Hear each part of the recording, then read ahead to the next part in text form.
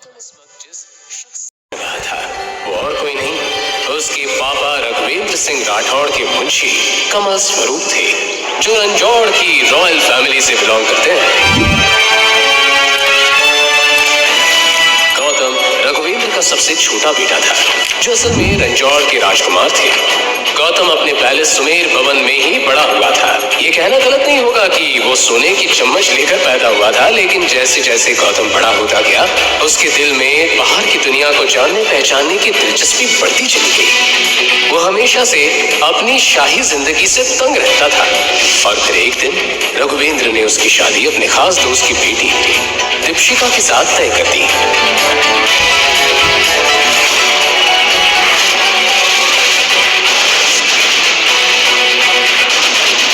हालांकि दीपशिका गौतम की बचपन की दोस्त थी।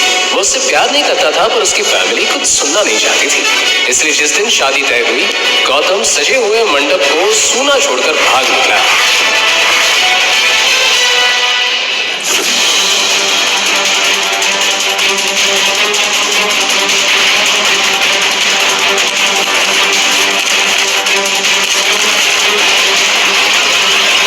सुमेर भवन में आज ही वो मंडप उसी तरह से सजा हुआ था। मैं तो चौंका हूँ, मस्तानी बहुत याद आवे है। हुक्म, जब से आप गए हो महल सुना हो गया है। और मुंशी जी, मैं एक मुसीबत में हूँ, आपकी मदद की जरूरत है। हम जानते हैं आप किस मुसीबत में फंसे हो। ये मुंशी तो ये भी जाने हैं कि आप इस वक्त हो कहाँ, किस फैमिली के घर जमाई बनकर रह रहे हो। आपकी सास, ससुर और पत्नी सबके बारे में इस मुंशी के पास पक्की खबर है। गौतम पिछले 4 साल से अपने परिवार और रंजौड़ से दूर भाग रहा था, लेकिन उसके पापा उसकी एक चीज पर नजर रखे हुए थे। ठीक है, तो मुझे 30 लाख की सख्त जरूरत है, मुझे जल्द से जल्द चाहिए। ऐसा क्यों कर रहे हो? आप एक राजकुमार हो गए किसी के घर का काम कर रहे हो, छोटा गंदे बर्तन साफ कर रहे हो। समझ भगवान। मुंशी जी, मुझे इस बारे में कोई बात नहीं करनी है। मैं सिर्फ इतना जानना चाहता हूँ कि आप मेरी मदद करेंगे कि नहीं। हुकुम, 30 लाख तो हम आपको दे देंगे, लेकिन बड़े हुकुम की वही शर्त है। क्या शर्त है? आपको दीपशिका से शादी करनी होगी। मुंशी जी, मेरी शादी हो चुकी है, मैं दीप्ति से कैसे शादी कर सकता हूँ? ये पॉसिबल नहीं है। बड़े हुकुम, आपकी शादी को शादी नहीं मानते। आपका समर भवन से चले जाने के बाद बड़े हुकुम के ऊपर कई सवाल उठे। ये मुंशी अपने मालिक की बात के खिलाफ नहीं जा सकता। पैसों के बदले आपको अपनी पत्नी को तलाक देना होगा और दीपशिका बिटिया से शादी करनी होगी। मना करता उससे पहले ही सामने अग्नि का चेहरा घूमने लगा, जो अपनी जान जोखिम में डालकर कबीर जैसे अय्याश लड़के से मदद मांगने जा रही थी। ठीक है मुंशी जी, मुझे मंजूर है, लेकिन मुझे 1 साल का वक्त चाहिए।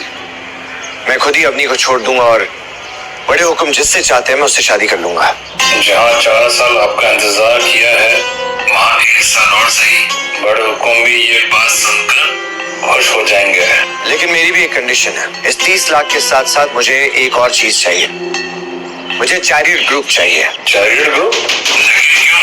ये सब मैं आपको बाद में समझाऊंगा। हुक्म आपको शायद तभी बताना पड़ेगा, क्योंकि ये मुंशी इस वक्त चैरिट ग्रुप के बाहर ही खड़ा है। क्या आप चैरिट ग्रुप के बाहर हैं? हाँ हुक्म, यहाँ तो काम पड़ता ही रहता है। आप यहाँ आ जाइए, तब तक मैं चैरिट खरीदने की डील का प्रोसेस शुरू करता हूँ। ठीक है मुंशी जी, मैं अभी आ रहा हूँ।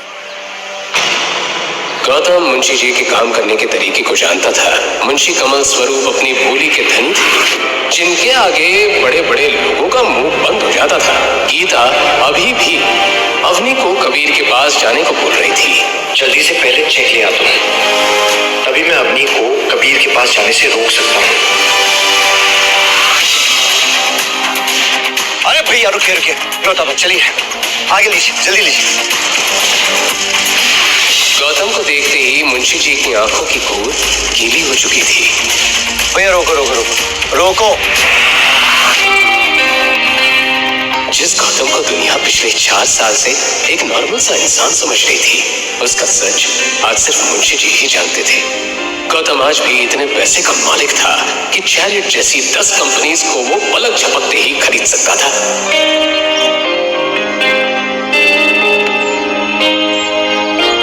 मुंशी जी, कंपनी खरीदने की फॉर्मेलिटीज हो गई?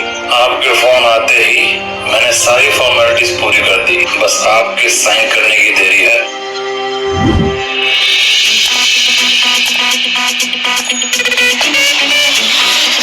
गुड, आपको मेरा एक और काम करना होगा। इस कंपनी का चेयरमैन है शेखर आनंद और उसका एक बेटा है बिगड़ा हुआ कबीर आनंद।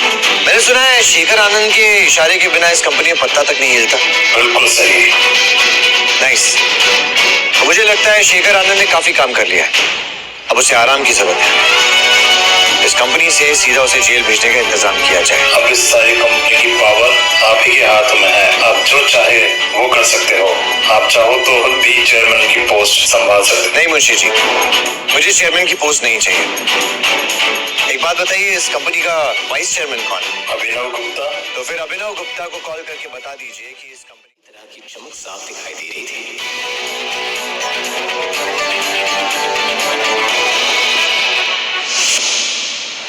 लेकिन वही दूसरी तरफ अवनी की टेंशन बढ़ती जा रही थी। उसके सामने कबीर से मदद मांगने के सिवा कोई रास्ता नहीं था।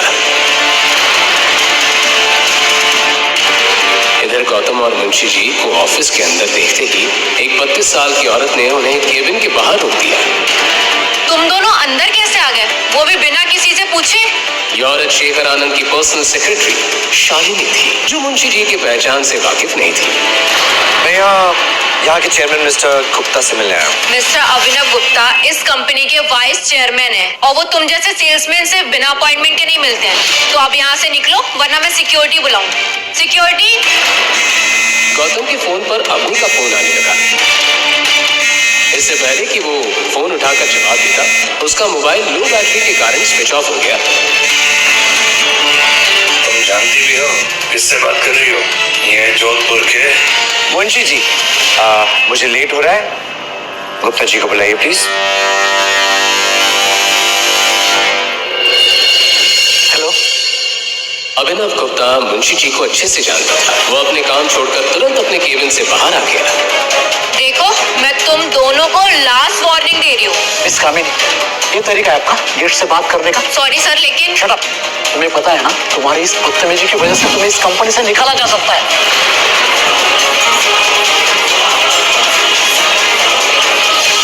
ऑफिस में शालिनी की इस तरह से बेइज्जती पहली बार हुई थी। उसने शेखर आनंद को फोन पर ये सारी बात बता दी। वहीं दूसरी तरफ गौतम मुंशी जी के साथ ऑफिस की फॉर्मेलिटी पूरी करने में लगा हुआ था। तभी उसकी नजर घड़ी पर चली गई। 4 बज चुके थे। अब उसके पास सिर्फ 2 घंटे रह गए थे।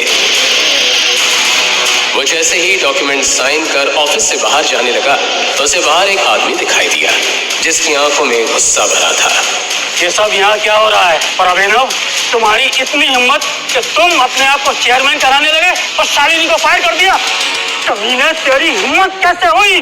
बोल। मैंने मिस्टर अभिनव को ये पावर दी है और आज से वही इस कंपनी के चेयरमैन है। अच्छा, और क्या मैं पूछ सकता हूँ कि आप कौन हो और इस कंपनी के अंदर जबरदस्ती कैसे घुसा है? मुंशी कमल स्वरूप। नाम सुनते ही शेखर आनंद के पैरों तले जमीन खिसक गई।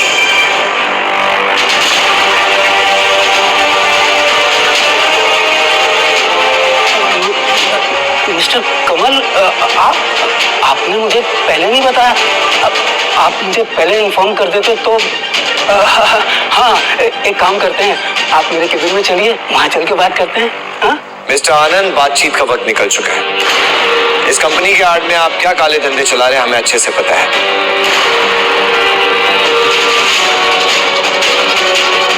ये लीजिए। गौतम ने उनके हाथ में एक लेटर थमा दिया, जिसमें साफ लिखा था कि कंपनी का नया ओनर अब गौतम था।